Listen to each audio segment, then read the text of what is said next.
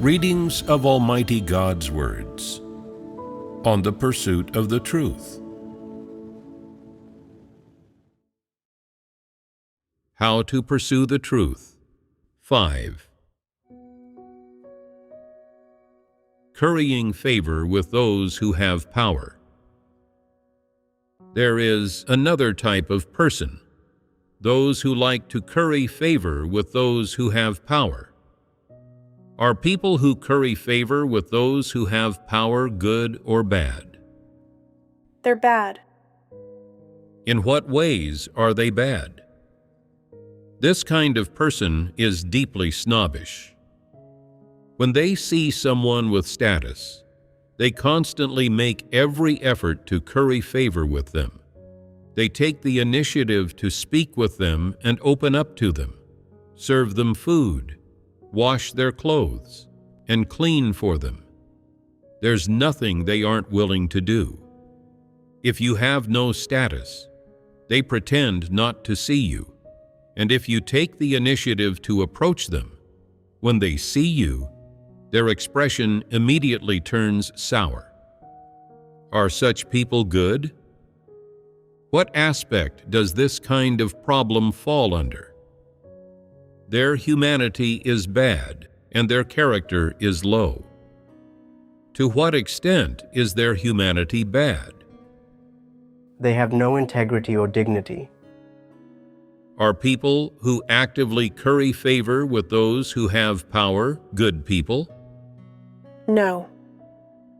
Then what kind of people are they? What is the character like of people who like to curry favor with those who have power? They have two different faces when dealing with the same person. They are not afraid of being seen through by others, and even freely let these sides of themselves show. Do these people have any sense of integrity or shame? No. Can these people who have no sense of integrity or shame be categorized as evil people?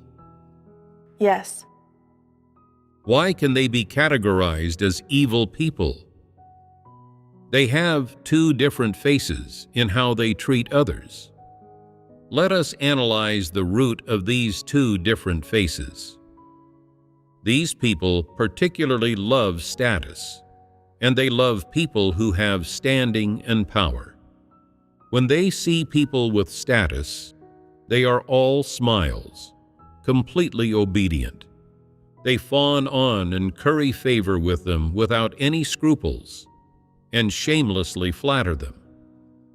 Regardless of if their aim is to ingratiate themselves with those people, or if they have the ulterior motive of wanting to be valued and promoted, their attitude toward others is problematic and violates the truth principles. Why then do they have this kind of attitude toward people with status? For the sake of their own interests. This proves that they particularly love status. They themselves lack ability, or do not have the qualifications, the conditions, or the opportunities to attain status. However, by currying favor with and drawing close to those with status, they are able to satisfy their desire for status. Therefore, they can curry favor with and flatter others without any scruples or shame. Their character is quite low. They do not care what kind of person the one with status is, nor do they discern whether this person's humanity is good or bad, or whether this person is evil. As long as this person has status or money, even if they are an evil person, they will still curry favor with them. Aren't they completely without principles? For them, whatever people with status say is correct and good, and whatever way in which they speak is acceptable. As long as someone has status, they are good to that person. They are completely lacking in principles, and they are abnormally good toward that person. They truly have no sense of integrity or shame to speak of. They do not care about how others view or evaluate them. It doesn't matter to them what others think of them. They think to themselves, "I just like people with status. I just want to be good to them. What's wrong with having status? You who have no status aren't worthy of my kindness." People like this have no principles or dignity. They do not care how others see them, nor how God evaluates them. These are people of low character. In acting this way, their conscience feels nothing, and their reason has no standard for judgment. They have no minimum standards, and they are spineless in how they conduct themselves.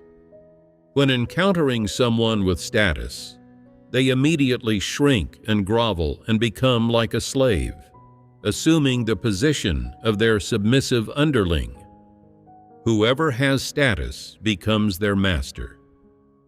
Do such people have integrity or dignity?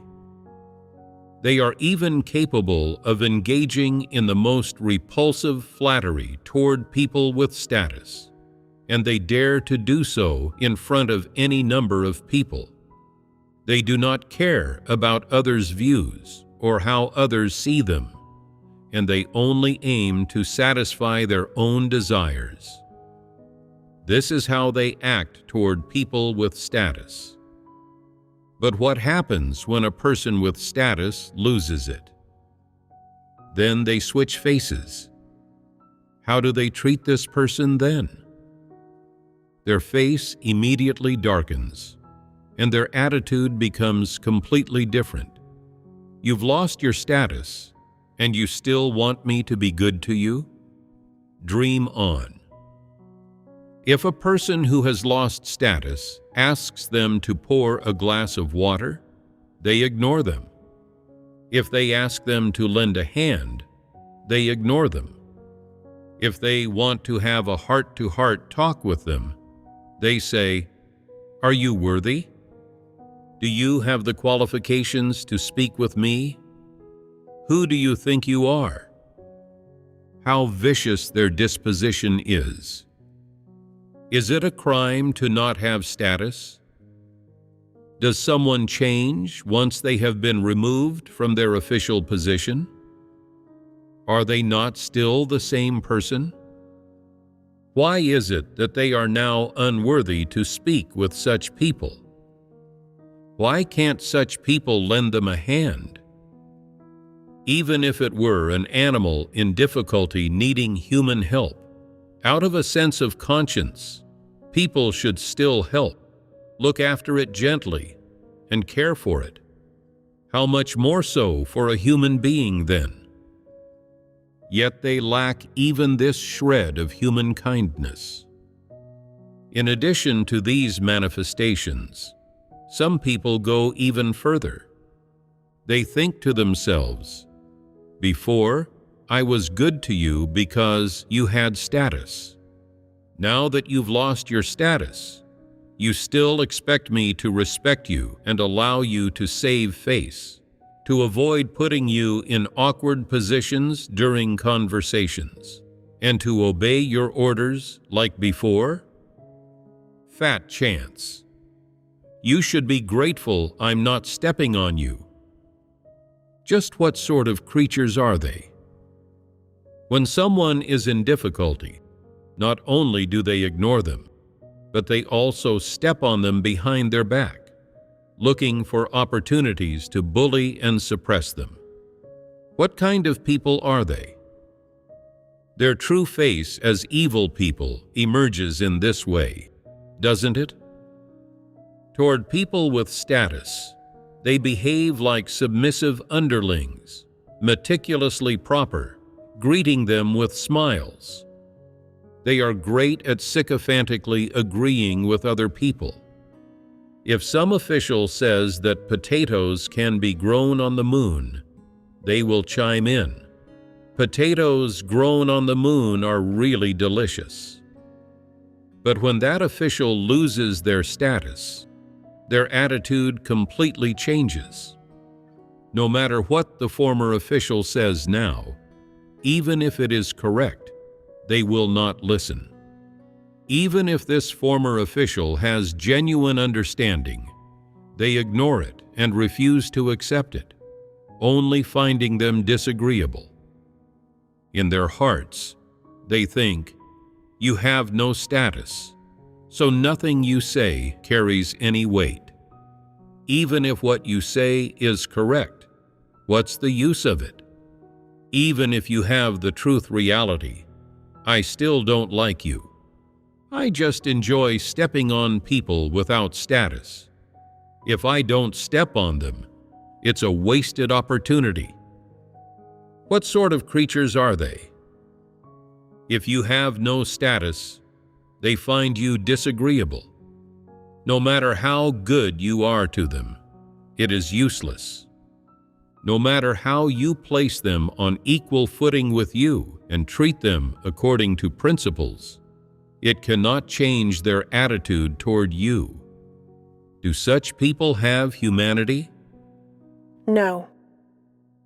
What is the manifestation of their lack of humanity? Isn't it viciousness? The disposition of people who love to curry favor with those who have power is extremely vicious, and I find such people simply disgusting. In the eyes of such people, when you have status, your flaws and defects are all seen as merits and strong points. But when you have no status, your strong points and merits are all seen as flaws and defects. Nothing you say carries any weight, and they find everything about you disagreeable. They always want to bully you, to step on you, and to suppress you. They have a vicious disposition, don't they? They bully those without status however they like. They feel that not bullying meek people is a sin. Even if you do not provoke them, they will actively find fault, bully you, and step on you, looking down on you with tremendous contempt. It is as if having no status is a sin, rendering you unworthy of living or being in their presence, as though you've brought trouble upon yourself and deserve misfortune if you have no status. What sort of creatures are they? Should such people be allowed to stay in the church? No. Can people who are especially fond of currying favor with those who have power be chosen as leaders? No. Why not? This is just how they behave toward people with status. If they themselves were to gain status, wouldn't they become authoritarian, making themselves supreme? That would be disastrous. They would disregard the work arrangements of God's house, the church's administrative decrees, and the suggestions of the brothers and sisters, and even suppress those without status, no matter what they said or did. The church would be ruined by them. People like this have an extremely strong desire for power, and once they get what they want, the consequences are unimaginable. People who curry favor with those who have power are particularly vicious and of especially low character. What are the main characteristics of their corrupt disposition? Wickedness, viciousness, and an aversion to the truth. What is especially wicked is how they use two entirely different faces for dealing with the same person, changing extremely quickly. Isn't this wicked? Even if people without status do not provoke them, they will take the initiative to attack, bully, and trample on them. Isn't this vicious? Regardless of whether the other person has status or not, they cannot act according to principles or treat them fairly. When you tell them, in God's house, the truth holds power, and people are treated fairly, do they accept it? It just goes in one ear and out the other, and they think, what fairness? People are simply either high or low, noble or lowly. Those with status are noble. Those without status are worthless trash. This is their logic and principle for viewing and treating people. They do not accept the truth principles and still speak their twisted reasoning. Aren't they averse to the truth? They approach status and power using their own logic and principles for worldly dealings, and their own perspectives on worldly dealings, and use their own principles and methods for worldly dealings to handle these matters, in place of the requirements and principles of God's house for how to treat people. Isn't this not accepting the truth, openly opposing the truth? In their hearts, they think, if you have status, then you are the boss in my heart. God and the truth have no place in their hearts. What kind of disposition is this? Being so overbearing and so foolishly obstinate, isn't this not accepting the truth? Isn't this being averse to the truth? This is precisely such a disposition. In terms of their humanity alone, such people are of low character, are utterly disgusting, and not worth associating with. But in terms of their disposition, it is not merely a matter of whether they are worth associating with. These people have vicious, wicked dispositions, and they are not targets for salvation. They will all be punished and die. Their deeds amount to a capital offense. These people blindly curry favor with those who have power and display the servile demeanor of lapdogs, which is disgusting. In the position of church leaders, such people are a danger. If you choose such people as church leaders, you will meet with calamity. Some district leaders, being foolish and unable to see through people, even designate this type of person as a candidate for church leader, resulting in the brothers and sisters in the church being deceived.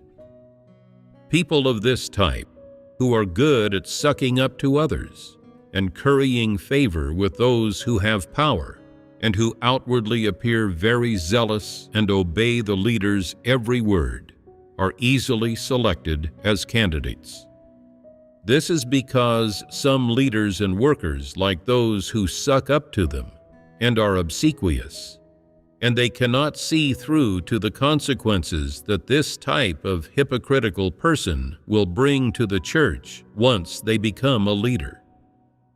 Often, once such people are selected and gain status, their malicious side immediately comes out, and they begin to disturb the church.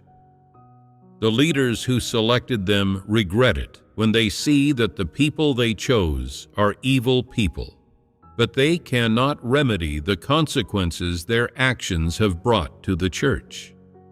This is entirely the consequence of leaders and workers having corrupt dispositions and acting without principles. Those who revere status and power are not people who love the truth. They curry favor with anyone who has status, and they put on a fawning grin whenever they see leaders and workers. Some leaders cannot withstand this temptation. They become overjoyed when they see people with a fawning grin and want to promote them to show off their own capability. In fact, when those people fawn on them and give them a fawning grin, They have sinister motives, but these leaders think that those people are truly good. Once those people become leaders, they submit to no one, and they ignore the very leaders who promoted them. Only then do those leaders realize that these people are not good, and that they promoted wrong people. In such a situation, what should be done? Shouldn't this situation be remedied? How should it be remedied? These people should immediately be exposed and then dismissed. These people cannot do real work. They are just muddle-headed people who only know how to curry favor with and suck up to those who have power.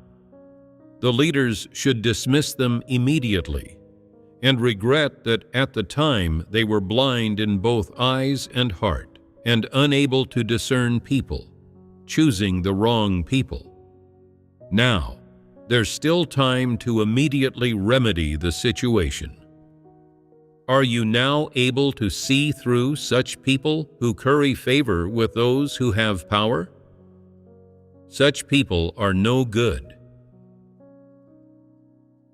Having an exceptional memory. Next, let's talk about manifestations involving innate conditions. Having an exceptional memory. What aspect does this manifestation come under? Innate conditions. Having an especially good memory, remembering things accurately, memorizing articles, passages of God's words, hymns, or a work arrangement especially clearly and accurately.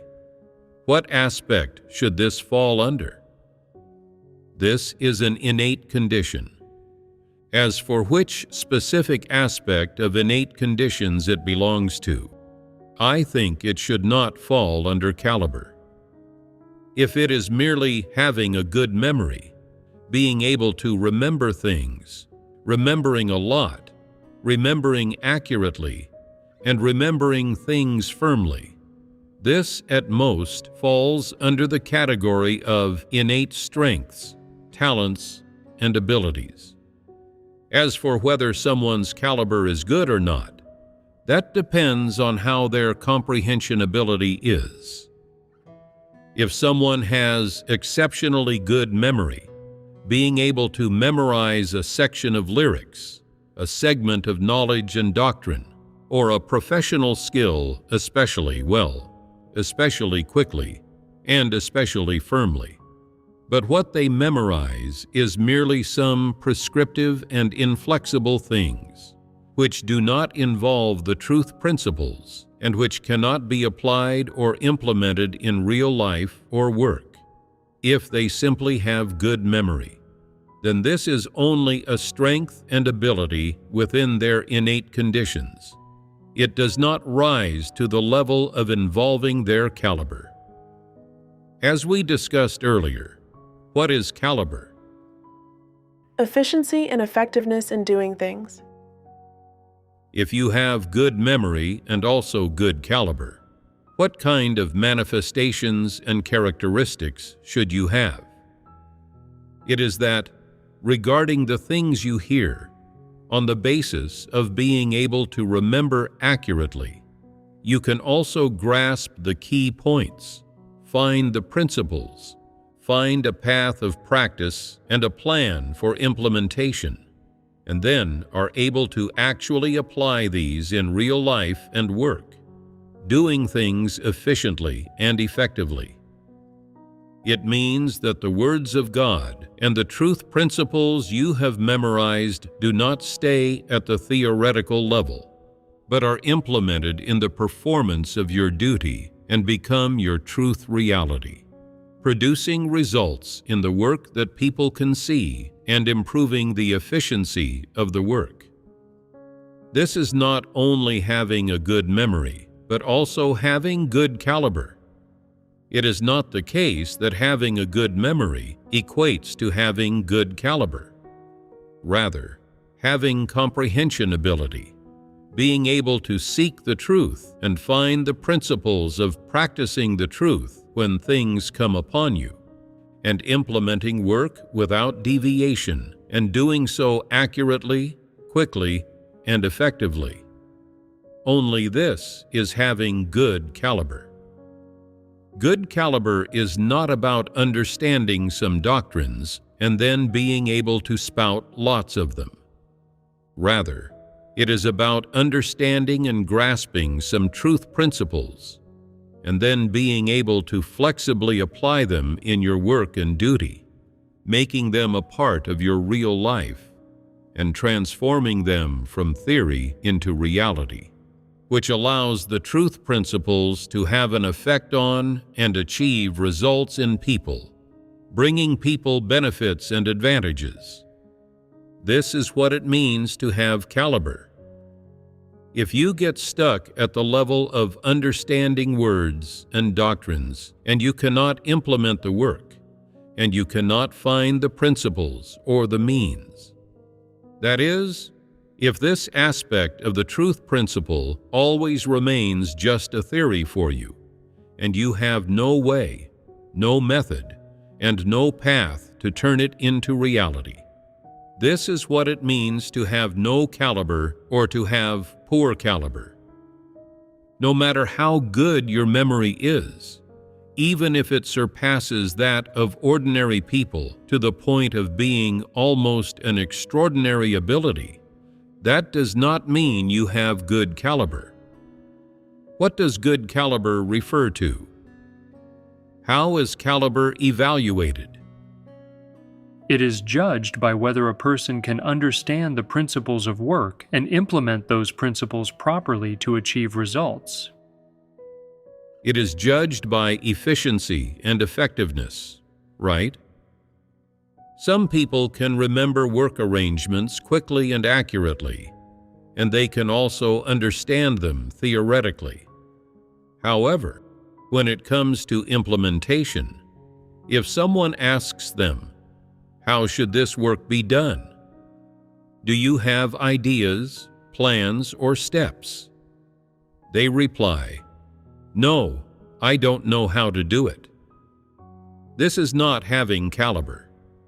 At most, this is merely a strength in one area. I remember that when we first fellowshipped on this topic, we discussed this issue. You may have forgotten, and this time you again categorized exceptional memory under caliber. Always misunderstanding a person's strengths and talents, and always categorizing a certain strength or talent under good caliber is a grievous error. If this issue is resolved and you understand what a strength is, what a talent or ability is, and what true caliber is, it will be beneficial for discerning people and for your own life growth. At the very least, it can help you rein in your arrogant disposition a bit, so you no longer mistakenly believe you have excellent caliber simply because you can sing or dance well. So can you still evaluate this matter this way now? Then, what do people who can sing actually need to possess to have good caliber? They need to have comprehension ability, know what way of singing is in line with principles, and also have perceptiveness. Perceptiveness is very crucial. You see, all these people know some music theory, but the effect of their singing varies. Some people can feel out and seek out a path for singing. They listen to various songs, different melodies, and different singing styles from various people, and listen out for what singing techniques are moving and enjoyable.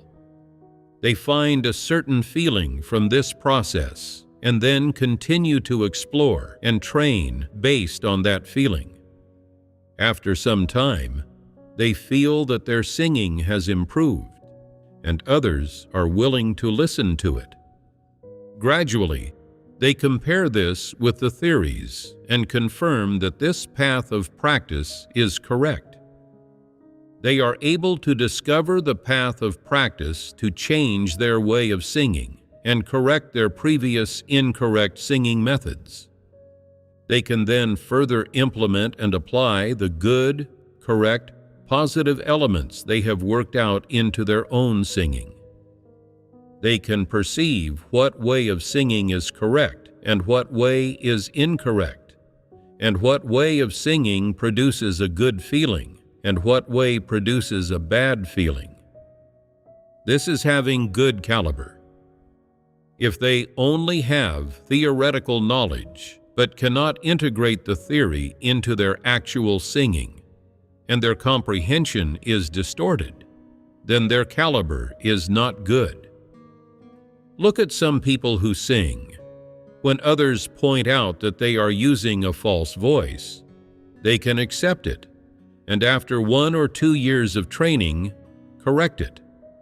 Although they are not very proficient at singing yet, they are already singing with their authentic tone and voice. On the other hand, some people sing in a false voice, and this is clear to anyone who hears them, but they still think they are singing with their true voice, their authentic tone and voice, unable to discern the difference. This shows an absence of caliber and an absence of perceptiveness, an inability to perceive things. This is the difference between caliber and a strength. If you are talented at singing, that is your strength. It is an innate condition. However, whether you can sing well and perceive the essence, principles, and essentials in this field, this profession, is a matter of caliber. If you can perceive the essence, essentials, and principles, then you can become a singer, a master vocalist. If you enjoy singing, learn it quickly, and accurately master melody, rhythm, and pitch, this can only be called an innate strength in being good at this particular professional skill. However, due to your very average and limited caliber, you will always remain within the limits of just being good at it. You will be unable to reach the level of mastering the essentials, and you will be unable to become a true singer and master vocalist. This is the limitation imposed by your caliber. People with good caliber have potential and room for development, while those with average or poor caliber have no potential or room for development. So, no matter what area your strengths are in, if your caliber is poor, you will inevitably be limited by your caliber.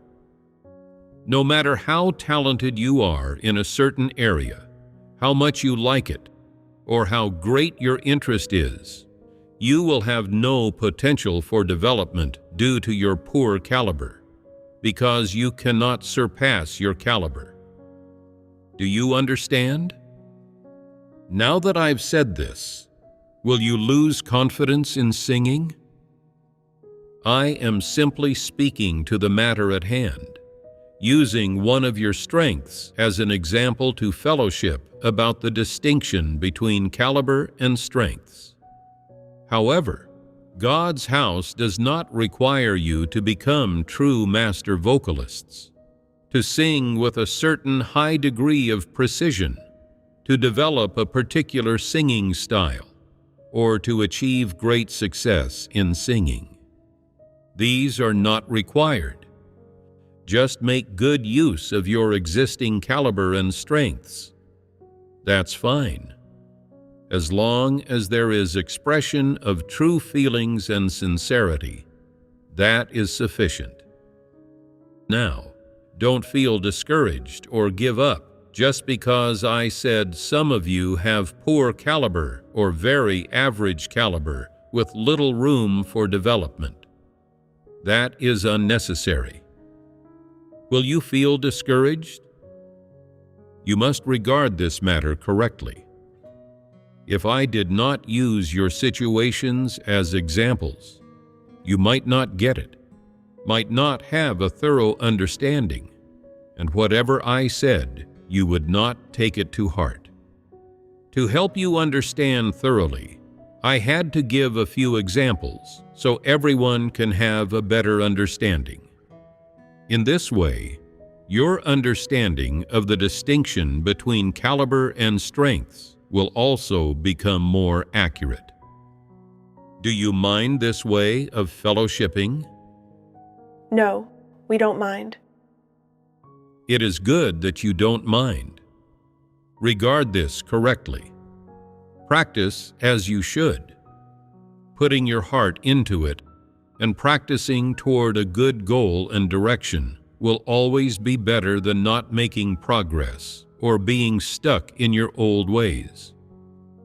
Even though your caliber is limited or poor, you still need to make an effort to practice and strive to achieve the most that you can within the scope of your limited caliber.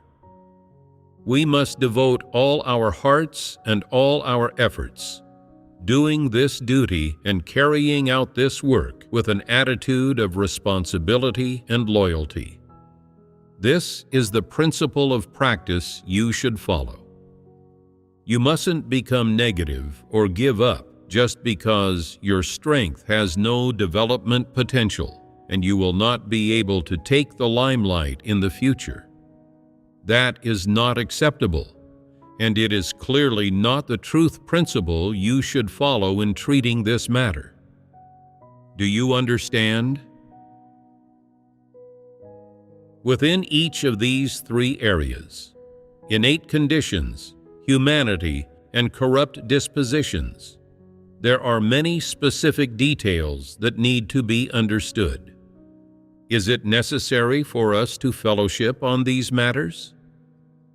For many aspects, people only have a superficial understanding and cannot explain them clearly. They may have some strengths and then think they are of noble character, believing themselves to be honorable and free from corrupt dispositions, with good humanity and high caliber. All of this stems from people's inability to discern these various issues clearly. The more these kinds of issues involve details, the more there is to fellowship about. It cannot be covered in just 1 or 2 sessions, but requires multiple fellowships. All right, we will stop the fellowship here for today. Goodbye.